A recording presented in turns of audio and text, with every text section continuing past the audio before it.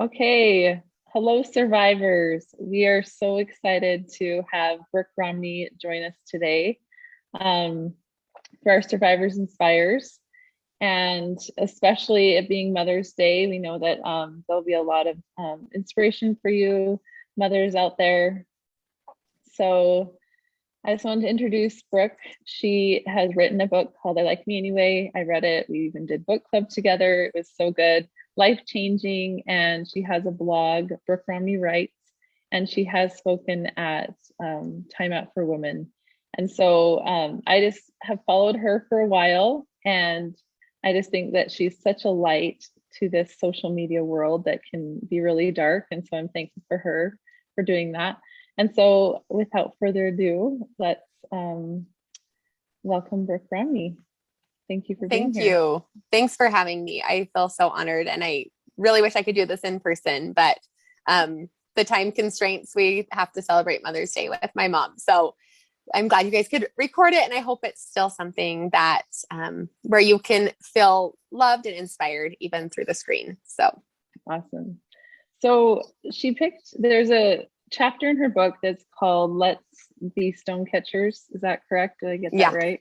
yeah. Okay. And so, when I was talking to other people, even my husband, about stone catchers, I was like, well, that's a given, but he didn't really know what that was. So, do you want to tell us what a stone catcher is first to get started? Yeah. So I'm going to give credit to the original thought, and that was Brian Stevenson in his book, Just Mercy. And I read that book probably I don't know, maybe 8 years ago. And it was so moving, but there was a chapter at the end. It was almost kind of just like this afterthought.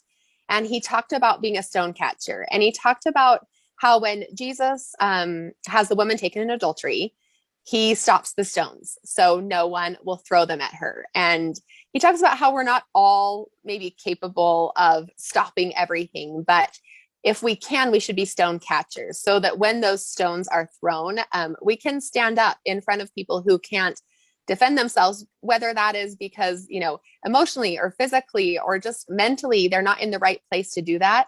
Or maybe they're not even present, that we can Mhm. stand in front of those stones and catch them for the people that are having them hurled at them. And that concept just was so vivid and it was so moving to me. I wrote an article about it. I included it in my book. I used it for teaching moments for my kids. We balled up little pieces of paper of mean things to say and then threw them at someone. And then one of my kids would stand in front of the person and say something kind to stop the stone. And yeah, I just love the concept. So I really wanted to delve deeper into it. Yeah, I love it too. I think in this world right now where there's so much chaos and insecurities and just things going on that are just very hurtful in the internet world, I feel like it is such a thing to come back to. We all know that we should be, standing up for you. We tell our own kids, stand up for those who maybe being made fun of, but it's just such a good reminder and put that in the forefront of our minds to really delve deep of how we can individually do that. Because I think it's different for everyone and how they go about that and who they're catching the stone for, you know. So Yeah, I love that. for sure. It's very individual. And there might be times Mhm. when you wish you could be a stone catcher and you're maybe not able to at the moment. And so you're so Yeah. grateful when someone else will step in too. Love that. I read a talk, Brother Renland of our church, and he talked about being a stone catcher, and he did mention the gentleman who wrote Just Mercy, and he just said we need to like join with Christ and help heal the brokenhearted. There's and these people that are, there's. Let me just read it because he said it really good. He said, heal the brokenhearted and restore those whose mind, will, intellect, or inner self has been shattered or crushed. We need to join Christ in his mission to heal the brokenhearted. So I just love that. And I think that's exactly what a stone catcher is, because all of us Yeah. are going through something, right? Yes, absolutely. And we'll So all need someone at some point. yeah, for sure. Um, being a stone catcher can be uncomfortable at times. And how do you overcome this? Because I remember a time, my dad's a really good stonecatcher his whole life. He's been a great example. And in the book, you had mentioned a story about your grandfather being a stonecatcher, and it reminded me of my dad. Every Christmas, we had someone that didn't have anyone, was lonely, over to our house. And I remember this one time he invited this gentleman, and he had just gotten out of prison like 2 days before, and we had him at our house for dinner Christmas Eve. And I was really uncomfortable. I was scared as a young child. I remember that. And still at times, I do feel uncomfortable to put myself out there. So, do you want to share your story about your grandfather? Yeah. So my grandpa grabbed my cousin one day and said, "Hey, like, I need you to help me put this welcome home sign out." And they lived in a really nice community. It was a gated community with only a couple homes. And so my cousin assumed that this welcome home sign was for someone coming home from like the military or a mission or college or something like that. And so he's helping him put it up. And he finally says, who are we putting this sign up for? And my grandpa says, we're putting it up for this man. And he's just getting out of prison. And I want to make sure that he knows that he's welcome back with us. And my cousin actually told that story at their 50th wedding anniversary. None of us had ever heard it before. And it was so moving to me because it's one thing to catch a stone for someone that you really like. Let's say somebody is gossiping about your best friend and you're like, hey, she's not that way at all. That's a little easier. But to be able to do it for someone that you maybe don't know, or maybe like there's legitimate reasons why people are throwing stones, to be able to stand in front of that and make sure that it doesn't happen, that person gets a fair shot, is really inspiring to me. And, we've talked a little bit about, doing it, and everyone has a different way of doing it. My grandpa put up a big welcome home sign. Maybe you're the type of person that has the really difficult kid over to your house, and he doesn't get a lot of people asking for him to come play. And you think, what, I have the energy, I can, manage this and have him have a friend. So there's so many different ways that we can do it for others and, for children. I remember one time when one of my teenagers was going through a little bit of a hard time, one of the people in my neighborhood just stopped to tell me like what an awesome kid he was and how fun and interesting he was and how much they just enjoyed him. And it I can't even tell you what that did to me, especially because sometimes we were getting the opposite feeling from other people. And that, I don't even know if she knew how much that meant, just like those few little words of just encouragement and her saying how awesome my kid who was struggling was. That's awesome. So are there any techniques that you have to get you in the mindset of getting over that uncomfortableness, I guess? Yeah, I think it's like anything else we do, and it's just practice. So if you're somebody that's more comfortable staying quiet, maybe on an easier thing, try and speak up. Or maybe if you're comfortable, not ruffling feathers or, things like that, or you like calm and you don't want to, insert yourself into someone else's life, maybe just trying a compliment, especially for someone, who is struggling with a kid or a situation. If your friend's going through a divorce, you can just say hey, I'm so proud of the way you're handling everything. I know it must be difficult, but you're doing awesome. And it's just really little things. In my book, I talked about, and every personality is a little different. So there was a gal who was going through a divorce and she was just having a really hard time. And someone just brought her a dinner and just put it on her front porch, and she was it was so meaningful to her because it came at the right moment. So staying in tune, I think, is important. And also knowing the people around you, knowing that someone's going through a hard time with their kid, or knowing who doesn't get invited very often. Those types of things can help us just be aware and then be willing to put ourselves out there so that someone else might feel of that love. I like that a lot. Thank you. Sometimes we're really quick to cast a judgment, in my experience with the man coming over just being released from prison. Obviously there's lots of quick judgments there. So I guess that's probably been one of my, reading your whole chapter on this, I was I can totally relate because I was, thinking that my way of mothering was like and I would look at Yeah. other people and like, whoa, I can't believe they're feeding their child this or whatever. Like I've totally been there. And so I've come a long way, I feel like. But sometimes those quick judgments can creep in and I guess you just have to be aware of them. What are some things that you Yeah, I mean, we've all been there. Like, it was the whole yeah. reason I wrote the chapter in my book Hmm. because I feel like I love like my sister. She had a really, really easy first child. And Hmm. she just was like, I am the best parent. Like, I'm such a great mom. Seriously, like, Hmm. I am killing this. And she would look at people with kids who were struggling or having tantrums or not obeying. And she was just like, well, if you were more like me, like, things would go a lot better for you. Um, and then she had her second child who like challenged everything. And she was like, oh, this wasn't all about me. This was a lot Yeah. of just like luck and personality and who my kids are. And so just Hmm. like remembering that so much of what we're doing, whether it's like in motherhood or even in business or work or things like that, like so much of that is not what we've done ourselves. A lot of Hmm. it is like what we've been given. Hmm. And, you see, there's two kids who work equally hard and one gets A's and one gets C's. And just understanding that everyone has different circumstances, brains work different, attention spans work different. The way that your neighbor does things is definitely not going to be the way you do things because it's not supposed to be. There's Yeah. another chapter in the book about God loves variety. And there's a reason that we all do things a little different because we need to be able to reach each person.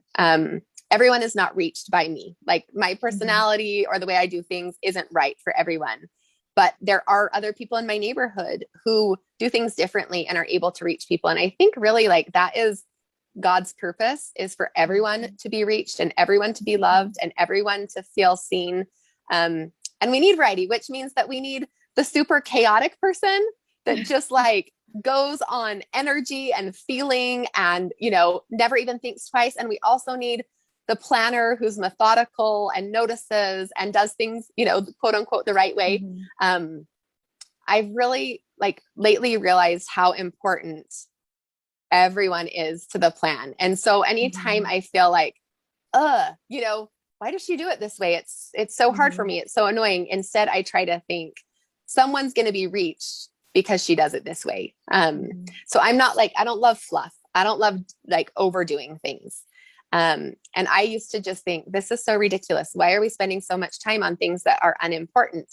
Until I got to know a few people who, for them, that makes them feel loved. That makes them feel important. And I was like, okay, so Hmm. there's a happy balance between like the meat and the milk. We want to be able to do both things because if someone feels especially loved because I went all out decorating for a party, they'll never feel loved by me. So they're going to have to, be invited by someone else to feel that. And Hmm. so just as people and as adults, we need to be grateful for what everyone brings to the table, and just leave the judgments. I always say, like, God is a much better judge than I am, and I fully trust His ability to do that. Hmm. And so, when I just look at people with an opportunity to love them for who they are instead of worry about what they're doing or what they're not doing, I think it allows me to show up for myself and for the people in my life a lot better.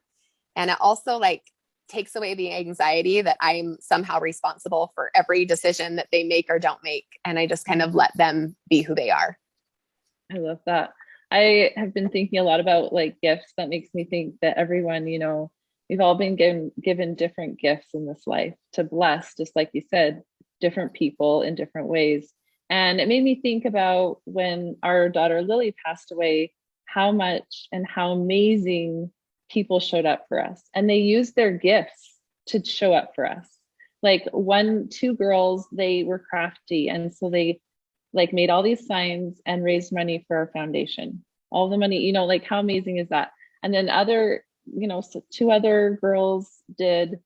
My son's birthday was like the day before the funeral. And so they just Oh, showed up with birthday presents and cake and a big banner. And there's the list goes on. My one friend, I had a big like bruise on my eye and my cheek. And I was like, okay, well, I'm going to be at the funeral. I need something to help this.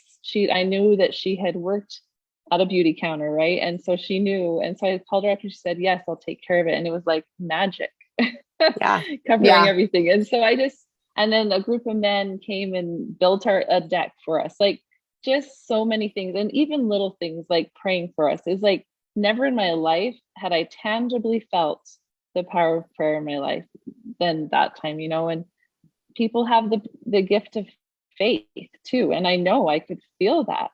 And so Yeah. it's just amazing to be the recipient of so many people's gifts. Like it was out of this world. It was like over the top. I never would have expected it. It was just I think about it and I get emotional, and it's just such a blessing. And, before it happened, I was the uncomfortable one. Like, what do I say to someone who's just lost someone? And I'm just so grateful.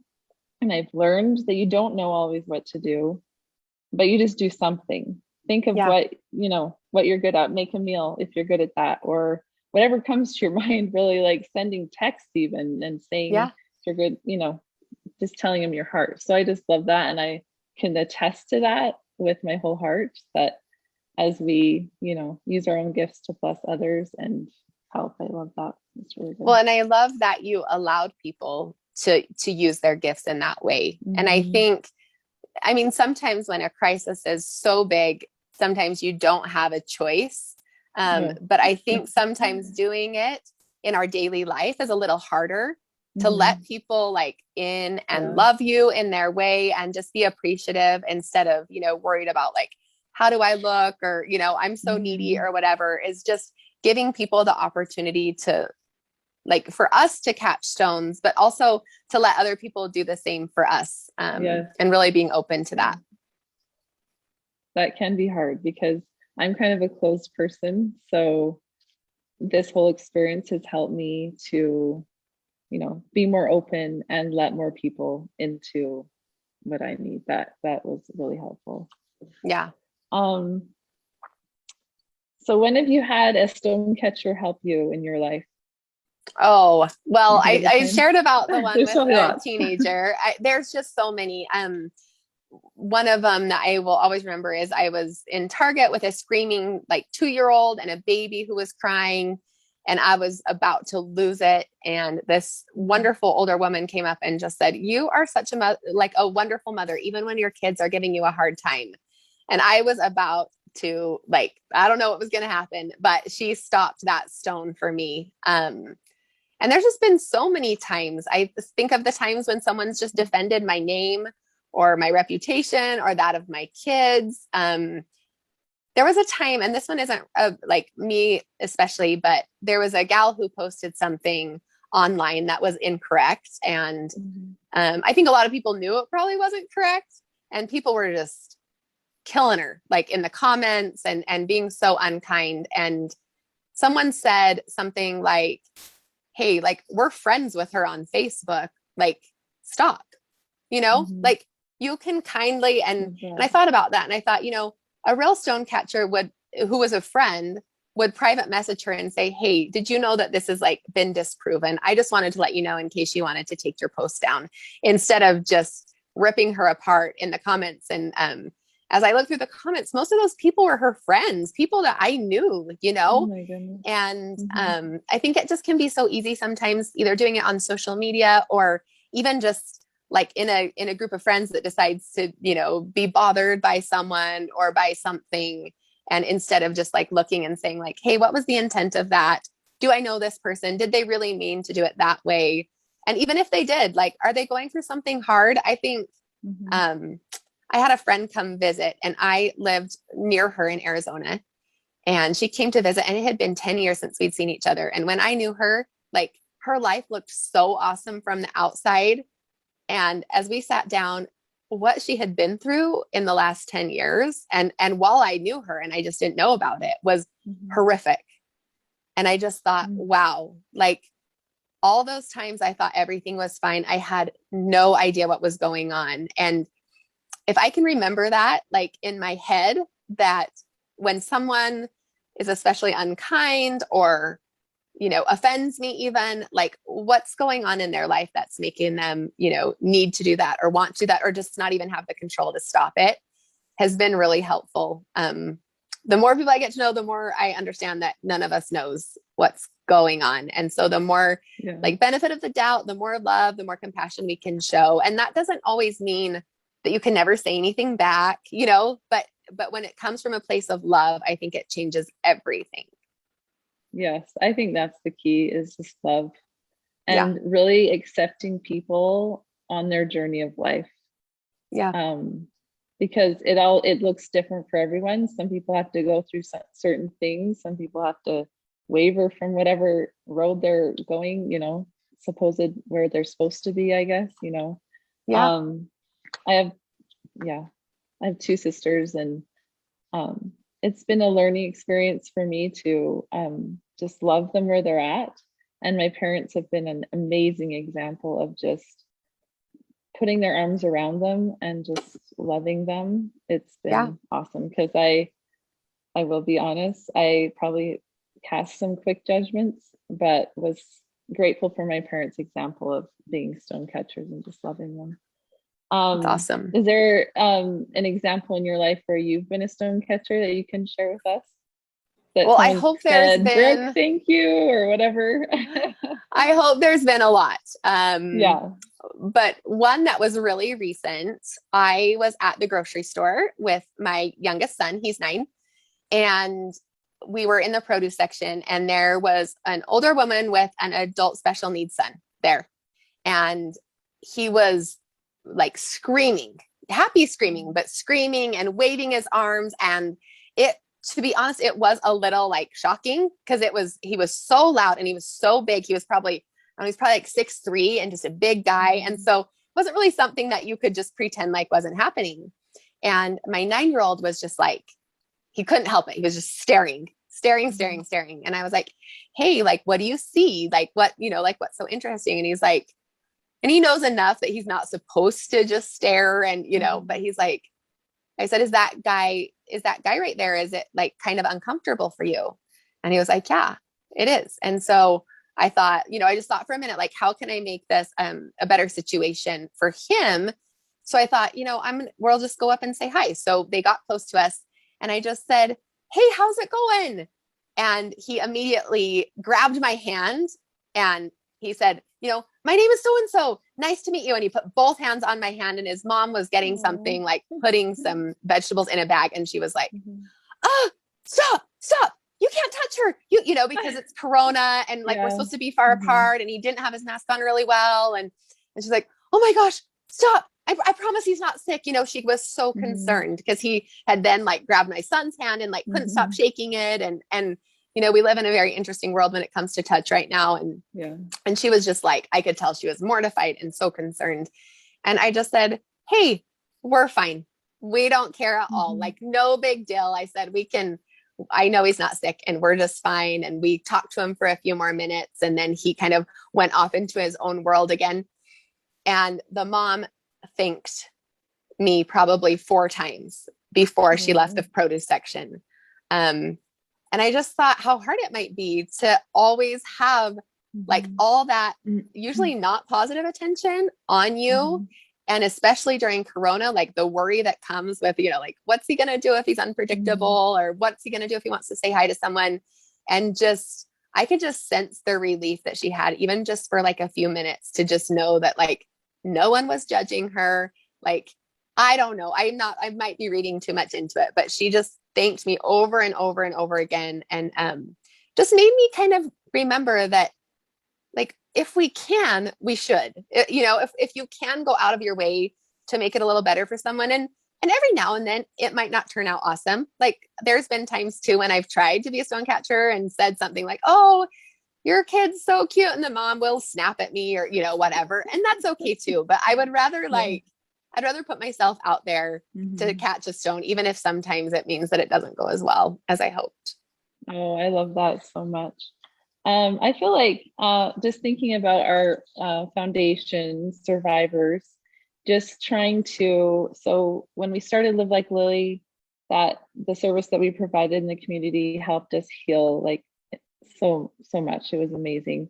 And so my sister actually lost her daughter a year ago, and So she'd seen what we'd done for the last 3 years, and her and her husband wanted to join us. So we started Survivors.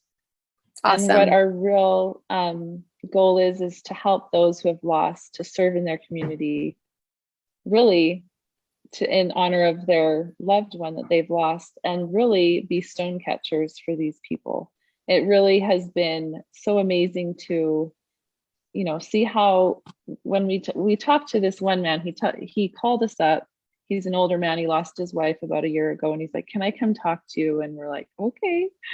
But he just said, "How do you do it?" And we just, we said, God has helped us, obviously, but service has really helped us. And we said, "Would you like to do a service in our community in honor of your wife?" And the lights went on, and he was just so excited. And it's just been such an awesome experience to, start doing this and to help other people. And I think really being a stone catcher is loving those around you, which is serving. Yeah. And because that's what the Lord did, right? He served every day of his life, and that's how you love people. And so I just love this whole concept of stone catching. And it for sure, I've been the recipient. I have hopefully, I'm trying to help other people and serve them, but I know that it changes lives. And it is and really, I love what you said about putting yourself out there. And, realize, yes, it might be uncomfortable, but when you do things that are uncomfortable, it becomes easier. And that's just being the Lord's hands here on earth, I think, for sure. And so I just wanted to end with asking you how this whole stone catching, being the recipient and being a stone catcher, has helped you through hard times or. Yeah. Um, it's interesting because sorry. During some of my hardest times, I feel like when I'm able to reach out, like you said, when I'm able to reach Mhm. out, I think each one of us wants to feel like we matter. And one of the ways that we do that is by serving other people and helping other people. And so sometimes when I'm too involved in myself or in my problems or in my head, and I think, like a lot of like, why me or why us or unfairness, when I'm able to reach out, I realize that a lot of like what we go through and our pain and our experiences is not purposeless. Like we're Mhm. supposed to be there for someone. I was an interesting experience. We'd gone through some different hard things in our family, and the other day I was trying to go to the gym and it was not happening. And I got to the gym and I looked at my clock and I was like, "What am I thinking? I don't have time to be here." So I went home, but I have this small goal to at least move every day. And so I thought I'm just going Mhm. to take a quick walk around my neighborhood. And as I was walking around my neighborhood, there was a gal that was outside and I could tell that she wasn't doing well. And I just said, "Hey, like, how's it going?" And she just sort of like waved me on. And then I just stopped and she just said, and she told me like some of the stuff that was going on. And it was really similar to an experience that we had had. And she just started to cry and she was like, "I know you can't fix this, but I just needed to talk to someone who might Mhm. understand, you know? And it doesn't make the experiences that we went through any more fun or anything that I was like, Mhm. yes, sign me up for those, but it does make them purposeful. When I'm able to help, just even like in a short conversation, alleviate just by listening to someone and just for her to know, like, I actually have been there. Mhm. And I think your group is a group full of people who really have been there. Mhm. And it's not purposeless. And as you reach out and serve and better the world in the name of the person that you love or you miss or that's inspired you, then it doesn't make anything better, but you can find purpose. And so for me, that's what like this concept has done. Gives me purpose in the hard times. And then also, like you said, it comforts me in the hard times when other people are willing to step up for me or for people that I love in any way, like in any way that's even comfortable or they're able to. Not everyone can have that hard conversation or stand up in front of everyone to stop the stones, but maybe someone can send you a text or bring a meal or just give you a smile and let you know you're not alone. And so just real encouragement to catch a stone in whatever way you can, and then push a little harder to open up and be able to do a little bit more when you're ready. I love that so much. Thank you so much, Brooke. I love all of your thoughts and your experiences and everything. So I know that there will be many out there who are inspired by your message. And I just wanted to give a little shout out about with her book, I Like Me Anyway, right here. I think it is, I got it off of Amazon. So Yeah. it's an Yep. awesome book and there's lots of goodness in there. Where else can they find you? At Brooke Romney Writes on Instagram, brookeromney.com, just if you want to go like read up on some of my past articles. And there's also a link to all the podcasts that I've done there too under the media section. And then I'm on Amazon and Audible. So awesome. Thank you so thank much. you. Brooke. Thanks so much.